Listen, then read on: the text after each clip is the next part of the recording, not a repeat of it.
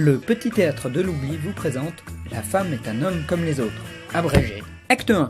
Carla et Lilia sont deux lesbiennes. Tada! Voilà mon nouvel appart. Carla cherche une nouvelle colocatrice. Bonjour. Bonjour, je suis venue pour la colocation.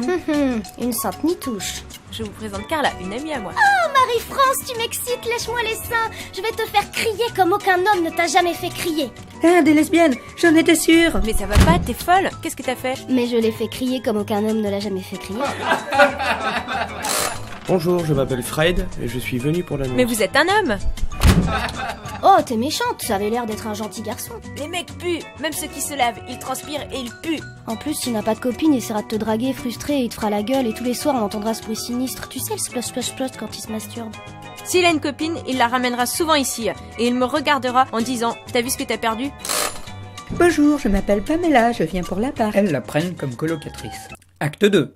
Pamela s'avère trop bruyante au lit pour les deux jeunes femmes. Ça fait une semaine que je cherche un mec capable de me faire jouir, mais vu que ça n'a pas l'air d'exister dans le coin, je vais plutôt m'acheter un vibromasseur.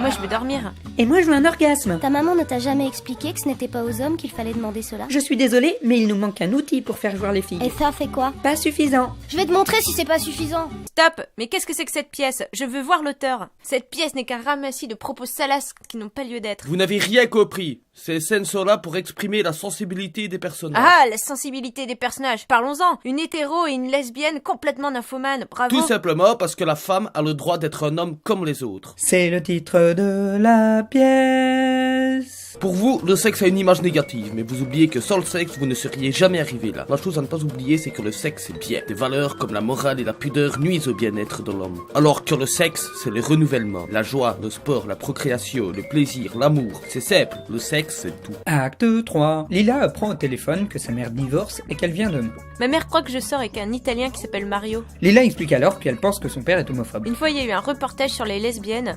Mon père a éteint la télé en vociférant Selguin. Oh mon bébé, je suis désolée. C'est très simple, je peux demander à l'un de mes amis de jouer les Mario pendant le temps où ta mère sera là. En fait, je pense déjà à quelqu'un. Acte 4. Pam présente Claudio aux deux filles. Non, mais en fait, je m'appelle Claudio. Mais pour tes beaux yeux, je veux bien m'appeler Mario. Ou comme tu voudras. Tu as l'air très gentil. Gentil, moi? Non mais qui t'es pour m'insulter? Si tu continues à me traiter de gentil, tu vas voir, c'est pas mon genou que je vais te mettre entre les jambes.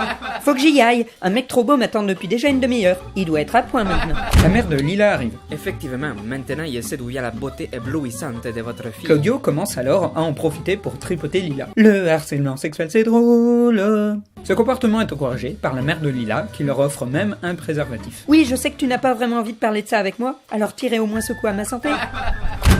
Carle se venge et Claudio finit par être bâillonné et enfermé dans le placard à sous-vêtements des deux filles. Acte 5. La mère de Lila rentre d'une soirée avec une ancienne camarade de fac, Brigitte. Durant ces 20 années, tu m'as manqué. En fait, je n'ai jamais aimé personne comme toi, je t'ai aimé. Elles s'embrassent et sont surprises par Lila et Carla qui découvrent que sa mère est elle aussi lesbienne. L'homosexualité, c'est génétique. Ouais.